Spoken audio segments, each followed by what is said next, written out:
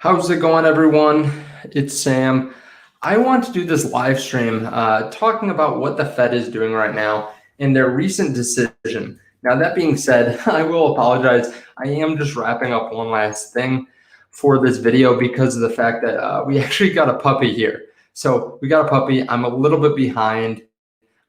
Everything's been a little bit hectic because first of all, she's just really cute. So I get a little distracted. And second of all, things just take a little bit longer when you're taking care of something else in addition to yourself. So I apologize. I'm a few minutes late on this and I do have to change one thing real quick, but I am very excited for this. So actually, I'll show you here real quick. We actually saw the stock market turn up a little bit when this Fed rate decision came in. So we have the decision, and then we are going to go live here in just a few minutes with Jerome Powell. So we're going to show that. Again, I apologize. I'm a little bit off just because of everything that's going on. It's been an interesting, fun last day, but I'll show you here. We can see that the decision actually came in, and we saw a nice little jump in the market. So we'll show here, and then we will we'll get on to the decision here. So you can see right here, right when the decision came out at 2 o'clock, it made the market jump. So we'll take a look here, and I'll show you what they actually said. Looks like we will be keeping the zero interest rate environment, which is awesome.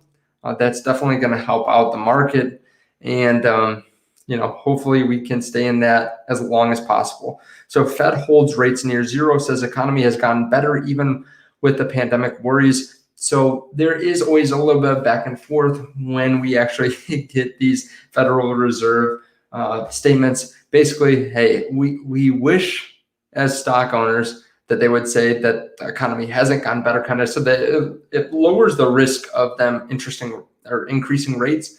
But they did say that rates were going to stay near zero, which is the overall thing that we want to see. So we want to see rates as low as possible and for them to continue their bond buying as long as possible.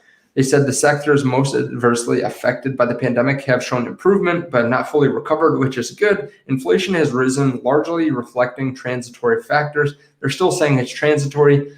Overall financial conditions remain accommodative, in part reflecting policy measures to support the economy and the flow of credit to U.S. households and businesses. Now, we will have their decision here, or their statement here, in a few minutes. I'm just checking to make sure that they're going to play it here on CNBC. But overall, I'd say that the market is reacting favorably to this. Now, I haven't looked at cryptos and some of the other kind of higher growth stocks since this happened. But overall, markets are doing well. We had a couple big earnings from Google and Amazon, and they did fantastic yesterday, kind of blew out the expectations. So I'm just checking here. It looks like a handful of the growth stocks are doing well because of this. Crypto, I've not looked at, so we're just going to pull it up right here real quick. Crypto is still staying steady around near 40,000 for Bitcoin, which is awesome to see. I'm getting more bullish on crypto by the day. I know that I talk about crypto a lot, but I really want to increase my allocation towards it here soon. So let's see if they are coming with the Fed rate decision, or the Fed statement here. Should be any second as we're waiting here. Now, I do want to say thank you for everyone that's watching. I appreciate you. If you haven't already checked out or if you haven't already subscribed to the channel, definitely check that out down below. You can subscribe. You can always change your decision at any moment. And then also, if you guys don't mind just hitting the like button, I do appreciate that. I know that Meet Kevin is out, and a lot of people like watching him for these types of things. So I wanted to fill in a little bit on that. So if you guys want to hit subscribe, you can definitely do that. Now let's take a look. Let me know if this sounds okay. So I'm getting no sound here. One moment. Will ensure that monetary policy will continue to support the economy until the recovery is complete. Progress in vaccinations and unprecedented fiscal policy actions are also providing strong support to the recovery. Indicators of economic activity and employment have continued to strengthen, and real GDP this year appears to be on track to post its fastest rate of increase in decades. Much of this rapid growth reflects the continued bounce back in activity from depressed levels. The sectors most adversely affected by the pandemic have shown improvement, but have not fully recovered. Household spending is rising at an especially rapid pace, boosted by the ongoing reopening of the economy and ongoing policy support. The housing sector remains very strong, and business investment is increasing at a solid pace. In some industries, near-term supply constraints are restraining activity. These constraints are particularly acute in the motor vehicle industry, where worldwide shortages of semiconductors have sharply curtailed production so far this year. As with overall economic activity, conditions in the labor market have continued to improve. Demand for labor is very strong, and employment rose 850,000 in June, with the leisure and hospitality sector continuing to post notable gains. Nonetheless, the labor market has a ways to go. The unemployment rate in June was 5.9%, and this figure understates the shortfall in employment, particularly as participation in the labor market has not moved up from the low rates that have prevailed for most of the past year. Factors related to the pandemic, such as caregiving needs, ongoing fears of the virus, and unemployment insurance payments, appear to be weighing on employment growth. These factors should wane in coming months, leading to strong gains in employment. The economic downturn has not fallen equally on all Americans, and those least able to shoulder the burden have been hardest hit. In particular, despite progress, joblessness continues to fall disproportionately on lower-wage workers in the service sector and on African Americans and Hispanics. Inflation has increased notably and will likely remain elevated in coming months before moderating. As the economy continues to reopen and spending rebounds, we are seeing upward pressure on prices, particularly because supply bottlenecks in some sectors have limited how quickly production can respond in the near term. These bottleneck effects have been larger than anticipated, but as these transitory supply effects abate, inflation is expected to drop back toward our longer-run goal. Very low readings from early in the pandemic, as well as the pass-through of past increases in oil prices to consumer energy prices, also contribute to the increase, although these base effects and energy effects are receding. The process of reopening the economy is unprecedented, as was the shutdown at the onset of the pandemic. As the reopening continues, bottlenecks, hiring difficulties, and other constraints could continue to limit how quickly supply can adjust, raising the possibility that inflation could turn out to be higher and more persistent than we expect. Our new framework for monetary policy emphasizes the importance of having well-anchored inflation expectations, both to foster price stability and to enhance our ability to promote our broad-based and inclusive maximum employment goal. Indicators of long-term inflation expectations appear broadly consistent with our longer-run inflation goal of 2%. If we saw signs that the path of inflation or longer-term inflation expectations were moving materially and persistently beyond levels consistent with our goal, we'd be prepared to adjust the stance of policy. The effects of the pandemic on the economy have continued to diminish, but risks to the economic outlook remain. Progress on vaccinations has limited the spread of COVID-19. However, the pace of vaccinations has slowed, and the Delta strain of the virus is spreading quickly in some areas. Continued progress on vaccinations would support a return to more normal economic conditions. The Fed's policy actions have been guided by our mandate to promote maximum employment and stable prices for the American people, along with our responsibilities to promote the stability of the financial system. As the committee reiterated in today's policy statement, with inflation having run persistently below 2%, we will aim to achieve inflation moderately above 2% for some time, so that inflation averages 2% over time, and longer-term inflation expectations remain well anchored at 2%. We expect to maintain an accommodative stance of monetary policy until these employment and inflation outcomes are achieved. With regard to interest rates, we continue to expect that it will be appropriate to maintain the current 0 to 1/4% target range for the federal funds rate until labor market conditions have reached levels consistent with the committee's assessment of maximum employment, and inflation has risen to 2% and is on track to moderately exceed 2% for some time. In addition, we're continuing to increase our holdings of Treasury securities by at least $80 billion per month and of agency MBS by at least $40 billion per month until substantial further progress has been made toward our maximum employment and price stability goals. Our asset purchases have been a critical tool. They helped preserve financial stability and market functioning early in the pandemic, and since then have helped foster accommodative financial conditions to support the economy. At our meeting that concluded earlier today, the committee continued to discuss the progress made toward our goals since the committee adopted its asset purchase guidance last December. We also reviewed some considerations around how our asset purchases might be adjusted, including their pace and composition once economic conditions warrant a change.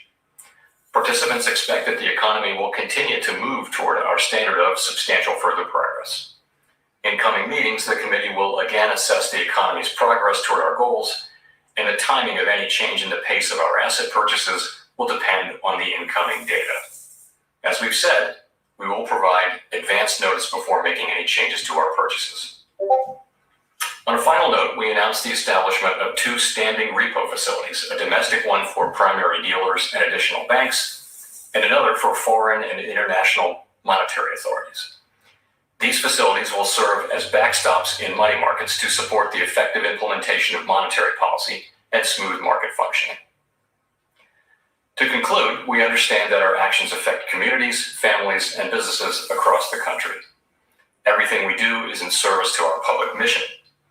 We at the Fed will do everything we can to support the economy for as long as it takes to complete the recovery. Thank you. I look forward to your questions. Thank you. Let's go to Steve Leisman with CNBC. Thank you very much.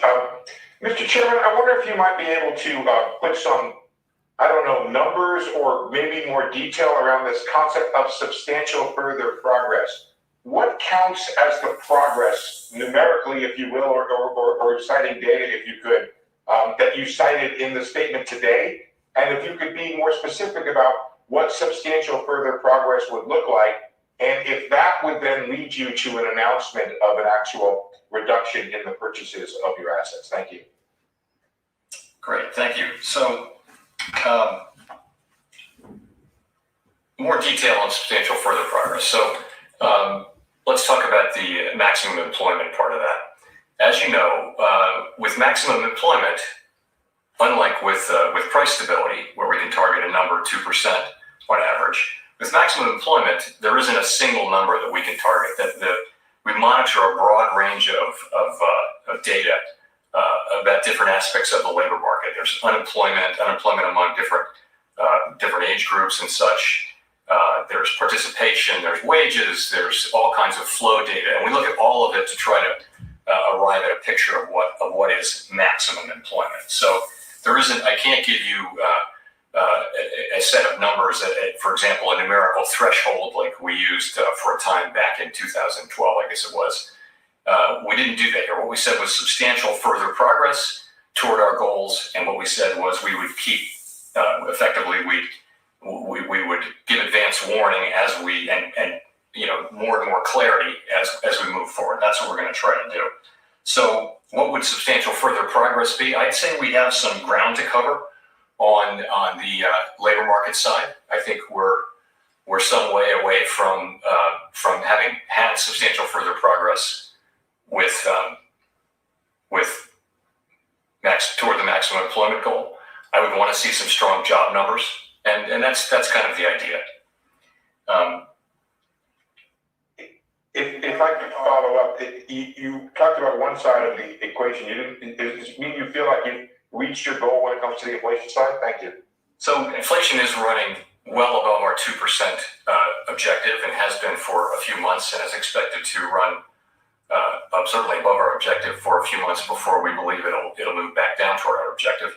The question whether we've met that objective formally is really one for the committee to make. I can't do that by myself, but it's clear that at this time inflation is actually running above 2%, and again has been and will be, at least we expect it will in coming months before returning down toward our target. Thank you. And Sophia with Reuters.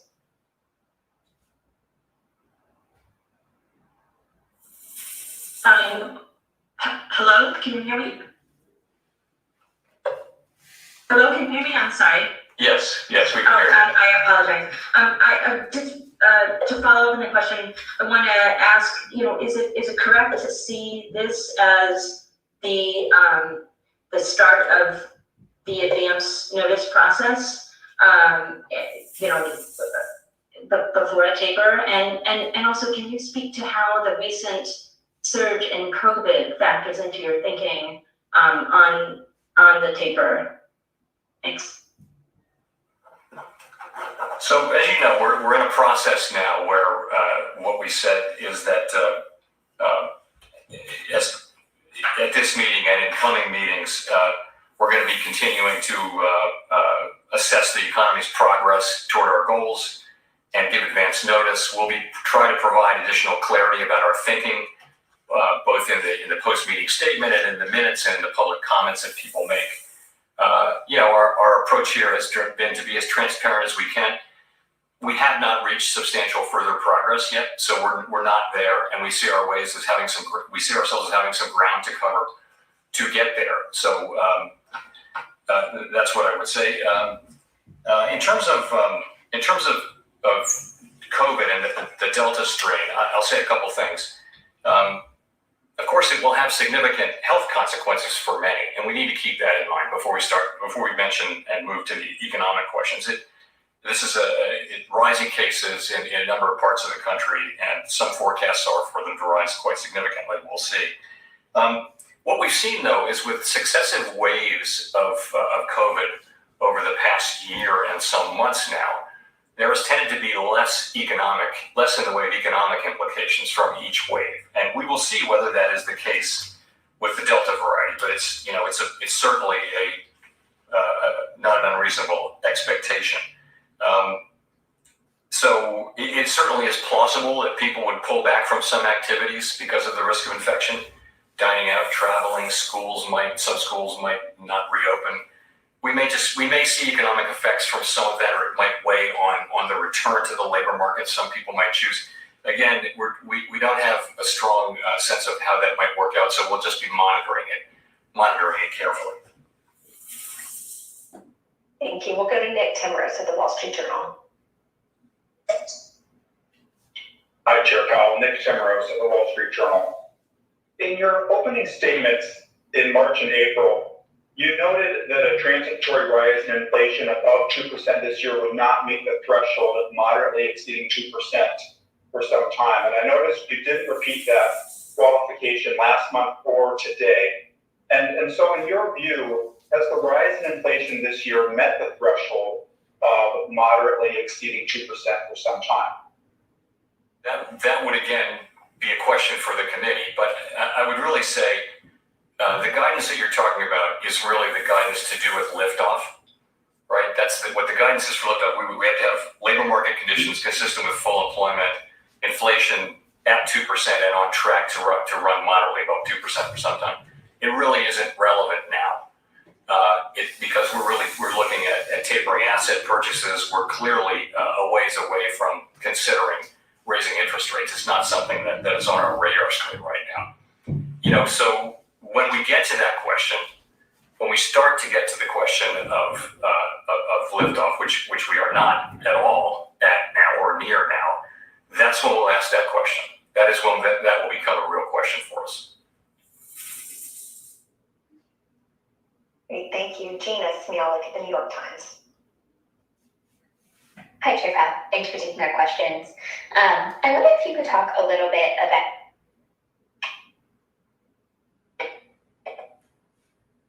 reacting. Does that affect how you're thinking about tapering? Does it affect how you're thinking about, potential lift-off down the road? If you could just talk a little bit about that.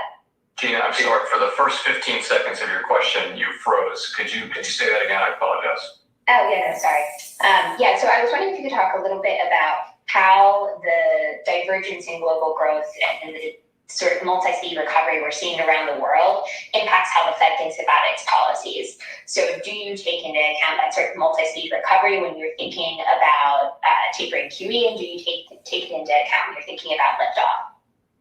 And so it's an important feature of this recovery is how uneven it is, and in many cases, it's related to the fact that some countries have had little in the way of access to vaccines, and so they're seeing significant outbreaks and it's weighing on economic activity, whereas other countries, such as the United States in particular, are having a very strong rebound.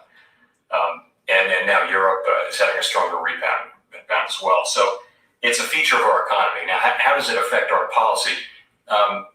In a couple of ways, potentially. One just is that in general, economies and through financial markets and through trade are deeply interconnected now.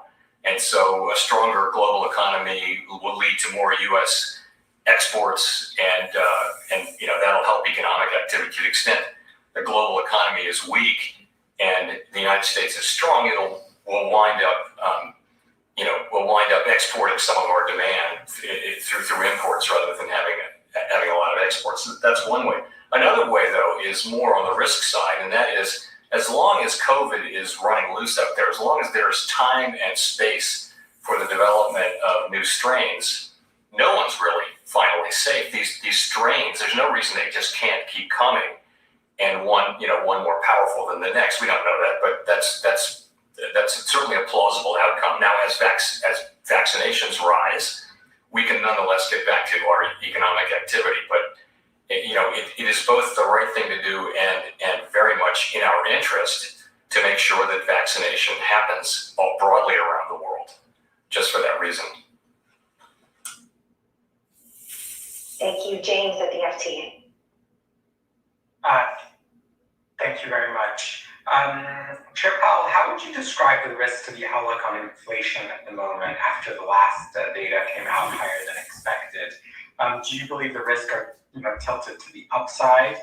And does the committee share that view? Or are they in balance? Are you still worried that there could be a hit to demand from the Delta variant that could tilt them sort of to the downside again? If you could give us a sense of that, that would be very helpful.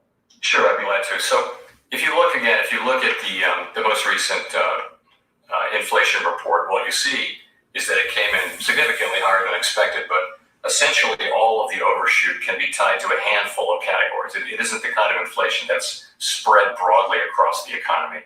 It's new, used, and rental cars, it's airplane tickets, it's hotels, and it's a couple of other things. And each of those has a story attached to it that is really about the reopening of the economy. So we look at that and we think that those are temporary things because the supply side will respond, the economy will adapt. We have a very adaptable, flexible economy and labor market, and it's a real asset that we have. And so we think that inflation should move down over time. Now, we don't have much confidence, let's say, in the timing of that or the size of the effects in the near term. I would say in the near term that the risks to inflation are probably to the upside. I have some confidence in the medium term that inflation will move back down. Again, it's hard to say when that will be. I will say though that inflation is half of our mandate, price stability is half of our mandate, and if we were to see inflation moving up to levels persistently that were significantly, materially above our goal, and particularly if inflation expectations were to move up, we would use our tools to guide inflation back down to 2%. So we won't have an extended period of high inflation. We think that some of it will fall away naturally as the process of reopening the economy moves through, and it could take some time. In any case, we will use our tools over time as appropriate to make sure that we do have inflation that averages 2% over time. Thank you. Victoria at Political. Hi, Mr. Chairman. So bond market pricing seems to suggest that investors think the Fed might eventually over-tighten. So my question is, do you think that markets have bought into the central bank's new framework, and how do you balance that with managing inflation concerns? Well, so in terms of what's been happening in bond markets, I don't think there's a real consensus on what explains the moves between the last meeting and this meeting. We've seen long-term yields go down significantly. Some of it is a fall in real yields, which may have been connected to, some speculate connected to sentiment around the spread of the Delta variant and concern about growth. There was also some decline in inflation and compensation, which is significantly reversed. And there are also so-called technical factors, which is where you put things that you can't quite explain. So I don't see in any of that there is really anything that challenges the credibility of our framework, if that's really your question. We are committed to achieving 2% average inflation over time. What we said was that, in particular, when we see a very strong labor market, high levels of employment, low levels of unemployment, that won't be enough for us to raise interest rates until we see some inflation. Of course, what we have today is kind of the opposite. We've got 7 or 8 million people, fewer people at work than were at work before the pandemic. So we're a ways away from full maximum employment, but we have high inflation. So it's kind of the opposite case, and we have to deal with that. Any central bank has to deal with that by looking at the inflation and asking whether it is broad-based and likely to be persistent, and whether inflation expectations are implicated in a way that could cause them to rise. So we're monitoring that very carefully, and we're prepared to use our tools as appropriate. But again, I think our framework is pretty well understood, and I think the real test of it will be down the road when it's time to think about raising interest rates and how we assess that set of issues. Rich at Bloomberg. Thanks very much, Michelle. Chairman Powell, you just alluded to the fact that you're prepared to use your tools to slow the economy down if need be, if inflation looks like it's getting out of control. I want to just try to understand that in the context of the framework and the forward guidance. Does that mean you'd be prepared to raise interest rates even if we're not at maximum employment at that point? Should you see this danger of inflation? And two, does it also mean you'd be prepared to raise interest rates even if you are still buying assets? Thank you. So there's a part in our statement on longer run goals and monetary policy strategy, which, Rich, I'm sure you're familiar with, which talks about that case in which the two goals are in tension. Most of the time, if you have high inflation, you also have high employment. They tend to go together. This is a situation where they're temporarily in different directions. We're not at full employment, but we are having high inflation. We feel like we're going to be making good progress over the course of the next couple of years, really, toward maximum employment. This is a very strong labor market. If you look at the number of job openings compared to the number of unemployed, we're clearly on a path to a very strong labor market with high participation, low unemployment, high employment, wages moving up across the spectrum. That's the path that we're on, and it shouldn't take that long in macroeconomic time to get there. So that's what I think is really the likely case. And again, it's not timely for us to be thinking about raising interest rates right now. What we're doing is we're looking at our asset purchases and judging what is right for the economy and judging how close we are to substantial further progress, and then tapering after that. And the question you asked about would we raise rates if we hadn't finished the taper, hypothetical question. We faced the circumstance at the time. We could always just, one thing one could do would be to just cut asset purchases all the way to zero if you wanted to do that. But it's just hard. It's hard to answer what you would do without knowing a lot more about the situation. Ideally, you wouldn't be still buying assets and raising rates because, of course, you're adding accommodation by buying and removing accommodation by raising rates. So that wouldn't be ideal. I'll say that. Thank you. We'll go to Edward Lawrence at Fox Business. Thank you, Mr. Chairman. Thank you, Mr. Chairman, for taking the question. So you talked about jobs. You just said we're on a path to a very strong job market.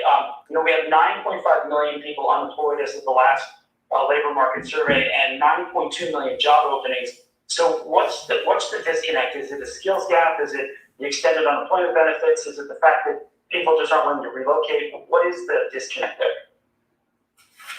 It's a really unusual situation to have the ratio of vacancies to unemployed be this high, and we think there are a number of things at work there. Maybe the place to start is just to say that this is now not so much about people going back to their old jobs, it's about finding a new job. So that's a time-intensive, labor-intensive process, and there may be a bit of a speed limit on that. There's research that suggests that there is a speed limit on that. So it's not like you can have millions of people at the beginning of the recovery going back in a single month because they're just going back to their old job. This is about job selection, things like that. There may also be some factors that are holding people back, and this is what surveys say. There are people who are reluctant to go back to work because they still feel exposed to COVID. These could be jobs where there's a lot of interaction with the public, and where perhaps there's a family member who's vulnerable or for whatever reason. There's also caretakers where schools are not fully open and parents are at home. Or taking care of older people. And there's also been very generous unemployment benefits, which are now rolling off. They'll be fully rolled off in a couple of months. And all of those factors should wane. And we think we should see, because of that, we should see strong job creation moving forward. I mean, ultimately, it's unusual to see aspects like the job openings number in a context where there are that many unemployed people. That many job openings would typically suggest a tight labor market. And of course, we hear from businesses all over the country that it's very hard to hire people. And that may be because people are shopping carefully for their next job. I mean, I think the bottom line on this is people want to work. If you look at where labor force participation can get, people will go back to work unless they retire. Some people will retire, but generally speaking, Americans want to work, and they'll find their way into the jobs that they want. It may take some time, though. Thank you. Rachel, go with the Washington Post. Thank you, Michelle, and thank you, Chair Powell, for taking our questions. I wanted to follow up on what you said about there tending to be less in the way of economic implications from each wave of COVID cases. Could you elaborate on what you've seen to that end during previous waves? And then looking forward, how vulnerable is the labor market to the Delta variant? I'm thinking or wondering if you have concerns that jobs that may have come back in travel or tourism could be susceptible if people started reconsidering their travel plans, or if caretakers were suddenly faced with the prospect of schools not reopening. How do you see some of those risks going forward? Thank you so much. Sure. Which was largely southern and western states. The economy just performed much better than anyone expected. We were coming off the spring wave where there were a lot of shutdowns, and then this big second wave hit. And I think the natural thing to do is to expect that it would have a real impact on the economy. It was much less than people thought. What's happened is, first of all, people are vaccinated, they're going on with their lives. Secondly, we've kind of learned to live with it. A lot of industries have kind of improvised their way around it. Particularly, for example, buying a new home. That process of buying a new home very quickly moved to much more of a virtual process. And so they were able to do that. And other industries as well have gone to takeout and, no contact things. So that can all, it seems like we've learned to handle this. Now, I think people would like to get back to the way things were. And I hope to some extent we will over time. But, of course, the big wave we had last winter did have significant employment effects, particularly in, hospitality and leisure and other entertainment, other areas with a lot of direct contact. A lot of jobs were lost because that was a very strong wave that happened in the winter months last year, just before the vaccines arrived. So with Delta, we're just going to have to watch. Again, with a reasonably high percentage of the country vaccinated, and the vaccine apparently being effective. We're not experts on this, but it seems like a good going in estimate would be that the effects will probably be less. There probably won't be significant lockdowns and things like that. But again, those are not decisions for us or numbers. It's something we'd be expert in. In terms of the channels, this is kind of speculation, but it just is that people, you could imagine school districts deciding to wait a month or two for the Delta wave to go away. I'm not saying this will happen, but that it's easy to imagine that. It's also easy to imagine that some people might say, you know what, I'm just gonna wait a couple of months before going back to work. Wouldn't be hard to imagine that happening. If schools don't open, then caretakers have to stay home, and if people don't go back into the labor force, then the job growth won't be as strong. Those kind of things. So it doesn't. Again, sitting here today, not being able to really know the future, it doesn't seem as though the effects will be very large, but there may be effects, and it may be that the effect is to slow the economy down just for a period of months, or not. There are many parts of the country where it might not have an effect, and we're just going to have to see what the economic effects are.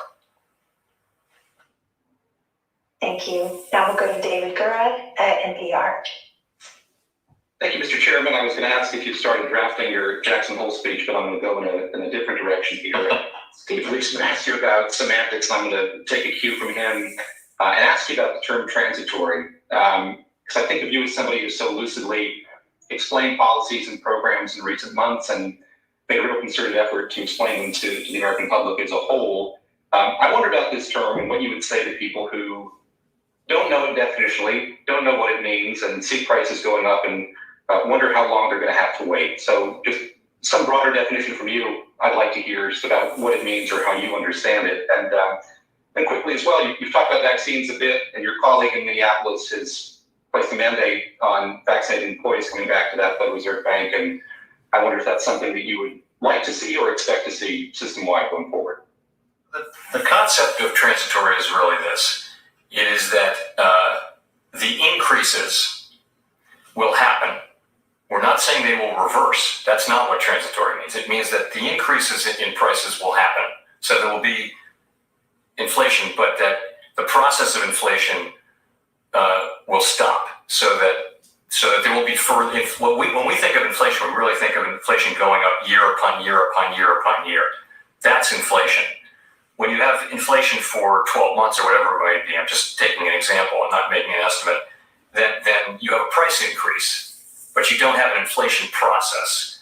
And so part of that just is that if it doesn't affect longer term inflation expectations, then it's very likely not to affect the process of inflation going forward. So what I mean by transitory is just something that doesn't leave a permanent mark on the inflation process. Again, I don't mean that producers are going to take those price increases back. That's not the idea. It's just that they won't go on indefinitely. So to the extent people are implementing price increases because raw materials are going up or labor costs or something's going up, the question really for inflation really is, does that mean they're going to go up the next year by the same amount? So you're going to be in a process where the inflation process gets going, and that happens because people's expectations about future inflation move up, and we don't think that's happening. There's no evidence that it's happening. All the evidence is that it's not happening. But nonetheless, we have to watch this very carefully because this is, we have two mandates: maximum employment and price stability. Price stability for us means inflation averaging 2% over time, and so we've got to be very careful about that. But I think it's a good point that it's a term. What it really means is temporary. But then you got to understand that it doesn't mean that the increases will be taken back. Some of them will be, but that's not really what it means. In terms of, so we're working virtually here, and we'll be coming back down the road in a couple of months, starting to bring people back here at the Board of Governors in Washington. And, we're going to follow public health guidance and things like that. We really haven't made the fundamental decisions about exactly what that will look like, and it'll depend to some extent on what CDC guidance looks like when we actually do bring people back in. Thank you. We'll go to Michael McKee at Bloomberg TV. Kevin, I want to ask you a little bit about your taper timeline, in the sense that you said you want a couple more months of data, and the statement says that the Fed is going to use to evaluate the developments in the two markets in jobs and inflation in coming meetings? Does that suggest that we wouldn't see anything before September or November in your meetings? And I know a lot of people on Wall Street have basically felt you're going to lay out your taper plans at Jackson Hole. Is that the plan, or are we not going to see anything until the fall? So made any decisions about the timing, and I did not. If I said we're looking at a couple more months of data, I'm not meaning to suggest anything about a particular time at which we might taper, because we really have not made that decision. All I'm saying is we're not at substantial further progress.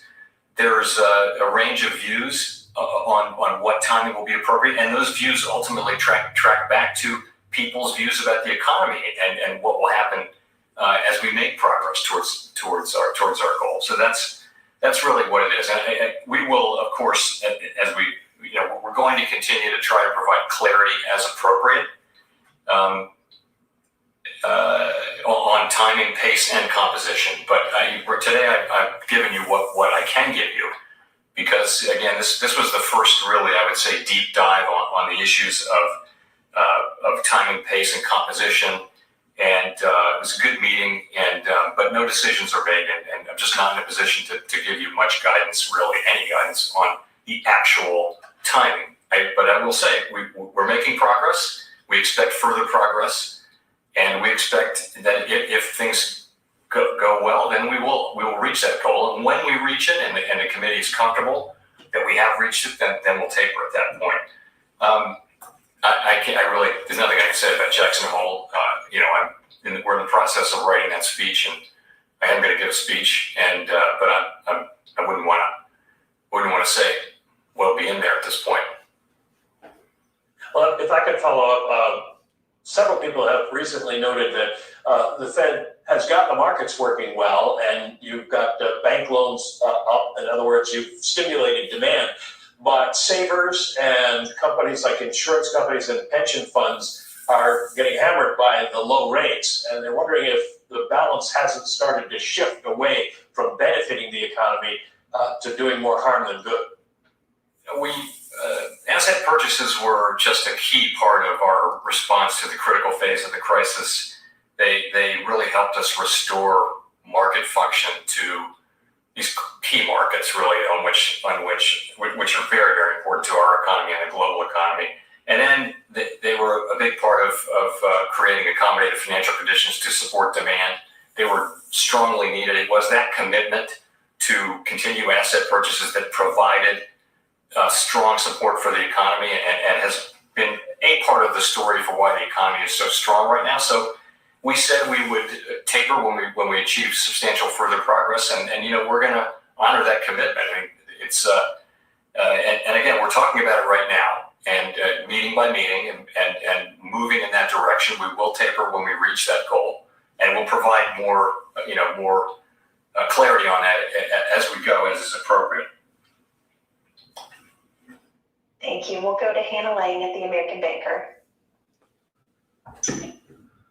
Hi, you've been asked a lot previously if the Fed's monetary policy at all contributes to inequality, but I was really curious to know where you think the Fed's regulatory policy lands, particularly if you think that the Fed's bank capital requirements have had the effect of penalizing lower income households seeking loans. Basically, is it possible to achieve the balance of a safe banking system with one that also provides equitable loan access? Thanks.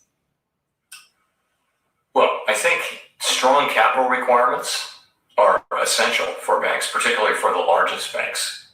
And I think that an undercapitalized banking system, as we've seen, can be a real threat to the economy, and mostly, or to the greatest extent, to people at the lower end of the income spectrum. So if you look back at not this crisis, but the previous one, the banking system was undercapitalized. So higher capital requirements are really a good thing, because they allow banks to weather downturns and continue to perform the functions that they perform. I think it's other tools that we have and the Fed has some of these tools, Congress has some of these tools, other agencies have some of these tools. to assure or support the wide availability of credit, particularly to low and moderate income communities. So that's CRA. We enforce CRA. We're working on a new CRA proposal right now with the other banking agencies, and we think it's going to be good, and will support the flow of credit to low and moderate income households. It's also the anti-lending discrimination statutes that we enforce, and it's some of the programs that Congress has in place to support the flow of credit to low and moderate income communities. I don't think it's capital standards at all. I think capital standards work the other way. Strong capital is what enables banks to continue to serve their communities, including low and moderate income communities. Thank you. We'll go to Chris Rugaber at the AP. Hi, thank you for taking my question. Chair Powell, I guess I wanted to ask about the last, when you were before Congress earlier this month, you mentioned, I think, something along the lines of, it won't take too long before we see if you're right about inflation and its temporary aspect. You also mentioned learning a lot more in the next 6 months about the economy. Can you tell us a little more what you mean by that? When do you think you'll get a clean reading on inflation that is free of most of the distortions that we're seeing now? Right. So with inflation, as I mentioned, we look not just at the headline number, but we look at all the components that go into the calculation of inflation. And if you do that, if you look under the hood, what you see is not that widely across the whole range of goods and services that are in the economy, we're seeing upward pressure on prices. That's not really what we're seeing. What we're seeing is a handful of things that really account for the overshoot of inflation. And as I mentioned, it's things like cars. New, used, and rental cars have moved up in price because of the car shortage, because of the semiconductor shortage, and hotels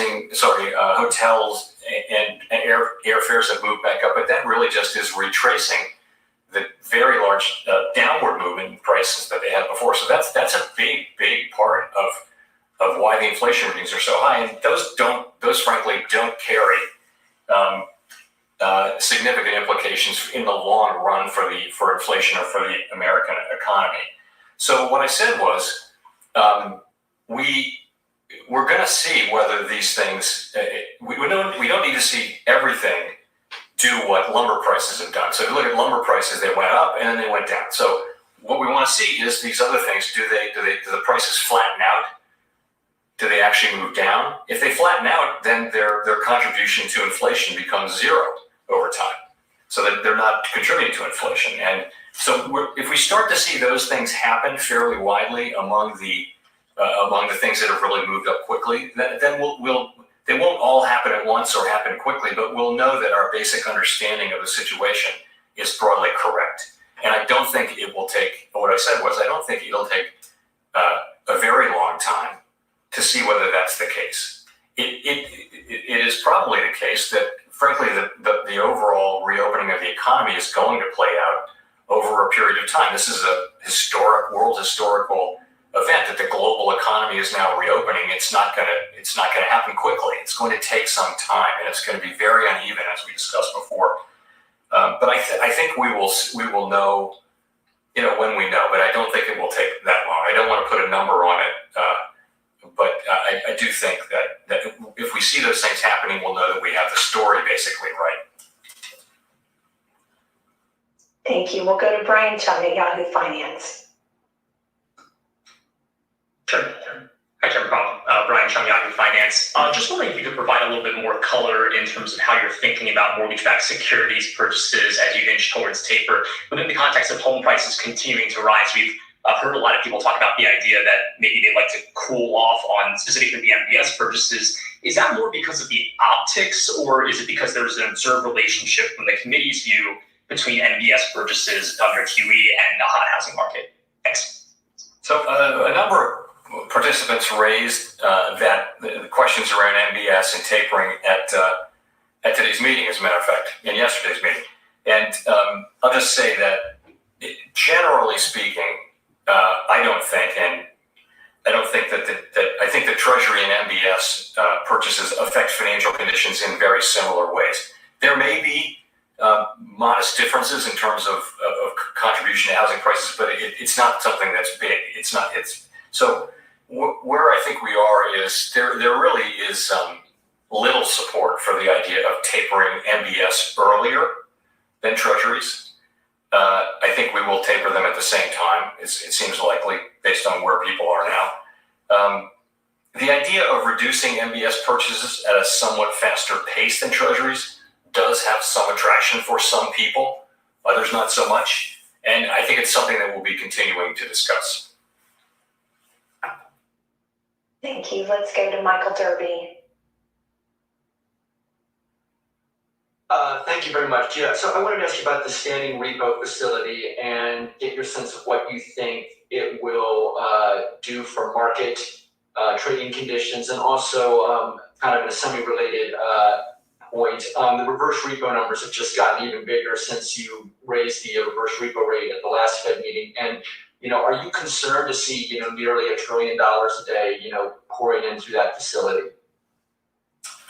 So on the standing repo facility, what is it going to do? So it really is a backstop. So it's set at 25 basis points, so out of the money, and it's there to help address pressures in money markets that could impede the effective implementation of monetary policy.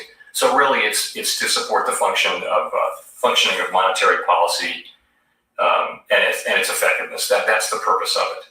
And it's set up with that purpose in mind. Your question on the RRP. So we think it's doing what it's supposed to do, what we expected it to do, which is to help provide a floor for money market rates and help ensure that the federal funds rate stays within the target range. It's essentially what's happening is that it just results in a lower aggregate amount of Federal Reserve liabilities that are in banks in the form of reserves and a higher amount of Federal Reserve liabilities in money market funds in the form of overnight RRP balances. So that's all that's really happening there. And we expect it to be high for some time. It's being driven, of course, by the relatively lower quantity of treasury bills and also the onset of the debt ceiling and the decline in the TGA, things like that. So we don't have a problem with what it's doing. It's kind of doing the job we expected.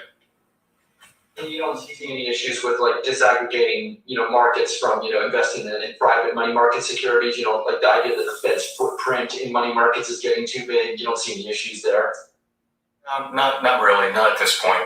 Private money market funds are choosing to invest because the rates are attractive.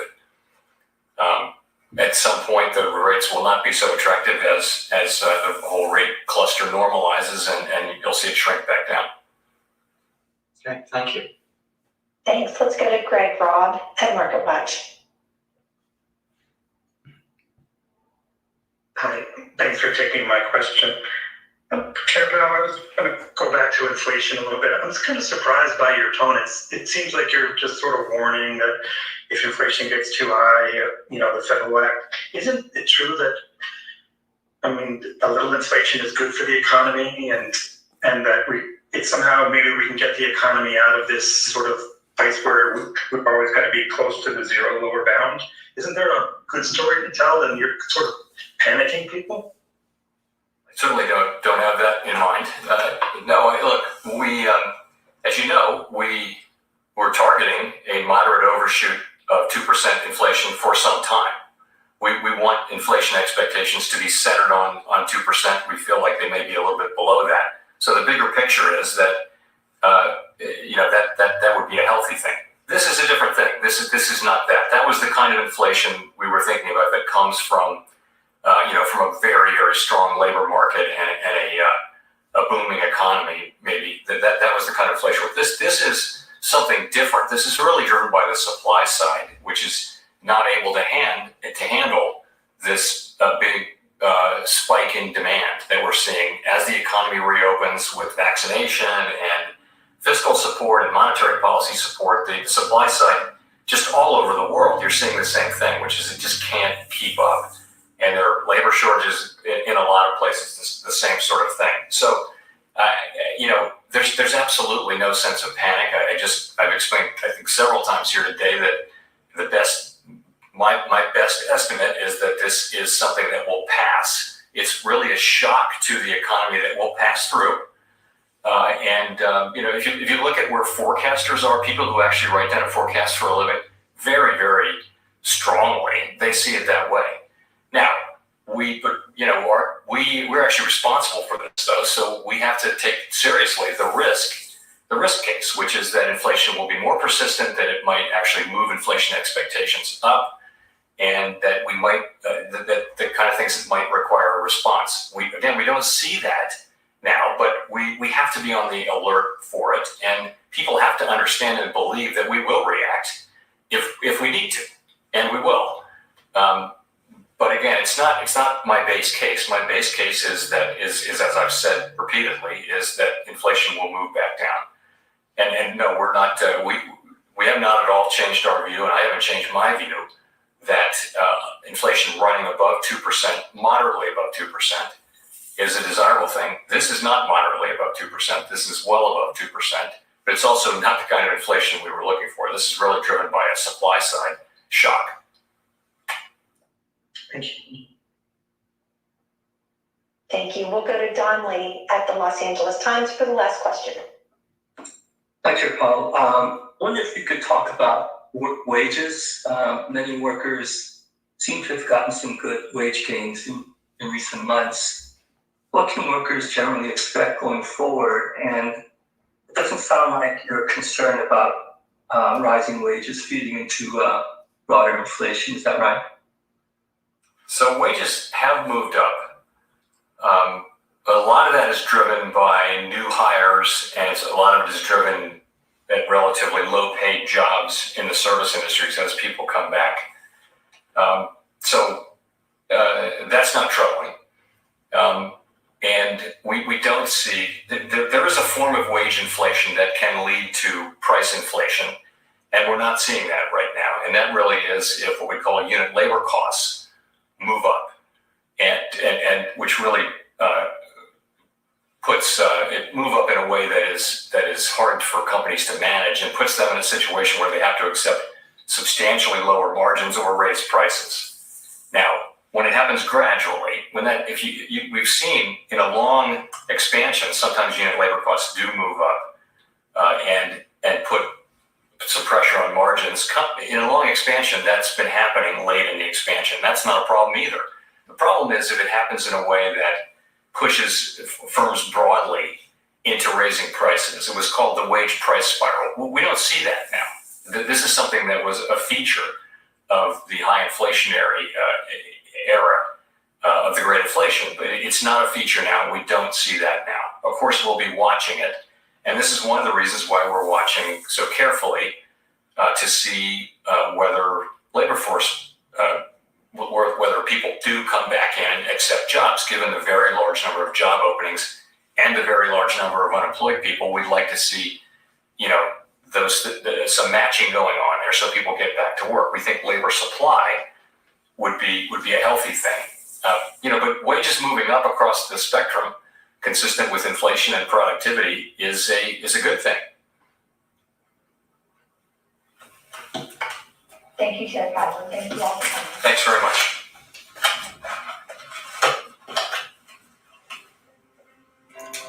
Okay, so we just got Chair Jake. we just got done with Jerome talking. I'm going to make a wrap up on this, but I'd say overall it's positive. Just a couple things I've noticed in the market. First of all the indexes went up once the policy came out saying, hey, we're reiterating that we're staying at a low interest rate. We're also going to continue repurchases. Also, the dollar index went down. So people are thinking, okay, they're going to keep on flooding the market with more money. And then also crypto went up. So kind of an interesting couple things happening right there. Obviously, it's a great time to be investing in assets. It's a bad time to be holding on to a lot of cash because of all the inflation. They're not worried about increasing rates. So the inflation will continue. Now, I'm going to make a wrap up again. So I'm just going to hit on some of the main points. If you guys want to check that out, definitely Stay tuned. It should be out here in probably 20 minutes or a half an hour. Definitely want to check out the Facebook earnings later. So I will try to wrap that up before the market closes. Thank you guys so much for watching. If you guys want, there is a link to start investing in crypto. With BlockFi, you get an interest rate and a bonus for signing up. There's also a link down there to the Patreon in case you want to know what I'm buying and selling every day and see kind of what I say about stuff like this, right? I watch this kind of stuff so I can tell you what's happening kind of in a summarized version. Thank you guys so much. I appreciate it. And I will see you in the next video. Bye.